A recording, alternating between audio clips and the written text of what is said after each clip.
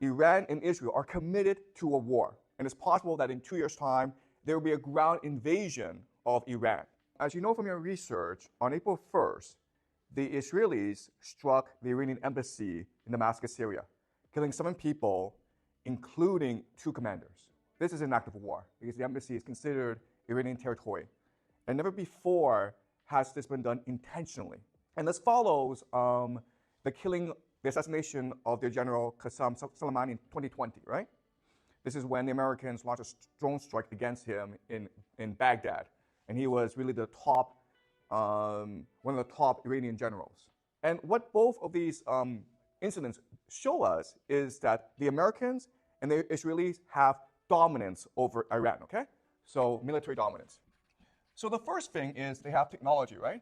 So technologically, America and Israel are so much superior to Iran. So that there's a jet that went from Israel and went to Damascus to carry out the strike. Now, if you did the research, you would know that the Canadian embassy is right next to the Iranian embassy. Strike was so precise that it only hit the Iranian embassy and didn't touch anything else, okay? That's a precision strike.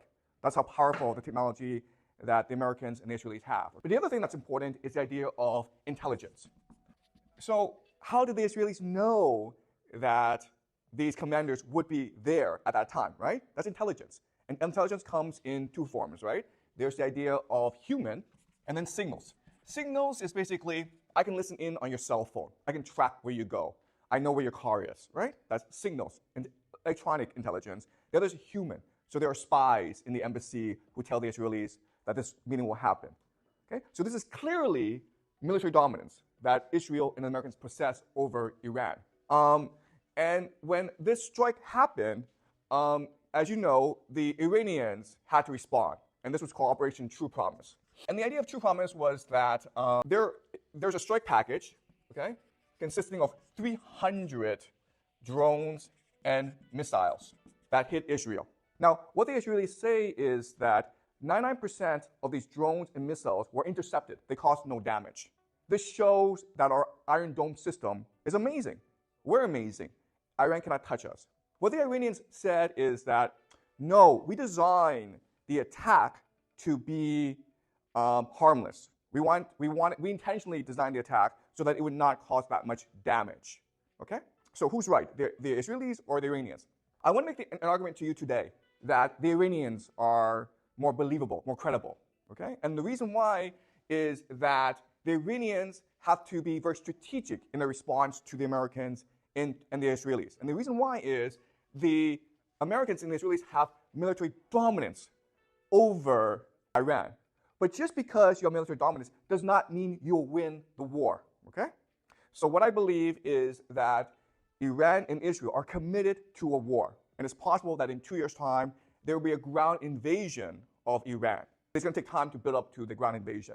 But just because the Americans and the Israelis attack Iran does not mean they will win, okay? And the reason why is that, as you know from your research, in 2002, the Americans actually tried to invade Iran, okay? They ran a simulation called the 2002 Millennium Challenge. And the idea is, let's pretend that we will invade Iran and let's see what happens.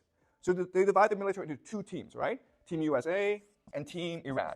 Now, if you know anything about the American military, you will know that it is the most dominant, powerful military ever to exist in human history, okay? It is crazy powerful. If the entire world were to get together and say, let's go fight the United States, the world would lose. The United States has the most powerful military in the entire world, okay? And Iran, it's a very poor country. So the United States invaded Iran, and they wanted to see what would happen. And it turned out that, who won? Iran won, okay? And the reason why Iran won is the idea of asymmetrical warfare, all right? And this is a very important idea that you must know if you are to understand this conflict. So what is asymmetrical warfare? All right, let's pretend that Jack and I are enemies. We hate each other and we want to kill each other, okay? Jack has armor and he has a machine gun. I have nothing, okay? So in most battles, Jack's going to kill me, right? But let's pretend that I live in a dark forest. And it's really hard to see in this dark forest, but I've been living there for decades, okay? So I know this dark forest very, very well. So if Jack attacks me in this dark forest, then it's possible for me to win because I can set traps, right? I can play tricks on Jack. And that's the idea of asymmetrical warfare, okay? Even though Jack is superior, because I'm inferior, I'm forced to be much more strategic in how I fight against Jack, okay? Asymmetrical warfare means that as long as you can define the terms of engagement, as long as you can control how the war is fought, you will win. Let's look at what this means for Iran and the United States. So the United States has these aircraft carriers, and they cost like $1 billion, okay? They're very expensive, but they're very powerful. Now, in a symmetrical warfare, what happened is Iran sends its entire navy against this one aircraft carrier of the United States. And then what happens? The United States blows up the entire Iranian navy, okay? That's what would happen. So you don't do that, okay? You do not send your navy against an American aircraft carrier. What you do instead is you send drones, okay, or drone swarms. So what they did in the Millennium Challenge was they had these suicide boats, right, charging these aircraft carriers. And guess what, guys? If there's a lot of them, like 1,000 of them, you can't stop all of them. And if one hits, then your boat sinks. Okay, this is what we call asymmetrical warfare. Now, what's important to understand is that in asymmetrical warfare, you have to control how much resources you use, okay? So, for example, this aircraft carrier costs like $1 billion. The drone swarms, okay, a drone may be $1,000 for a real one, okay? But then you have fake ones that cost $100. $1,000 are these drones that blow up, right? $100 are drones that don't blow up, right? You have 1,000 of these, and then that's like $10 million. And then you have 10,000 of these, and that's another $10 million, okay? So it'll cost you maybe $20 million to blow up a $1 billion aircraft carrier. And this is why Iran would win a war, because Iran would employ asymmetrical warfare, drone swarms against the American aircraft carriers. And the true promise actually showed us that the Iranians would probably use a strategy. The total package, the strike package that the Iranians use, cost about $10 to $30 million. But how much money did the Israelis spend to bring down these drones? Do you guys know? How much did it cost the Israelis to defend themselves against this attack?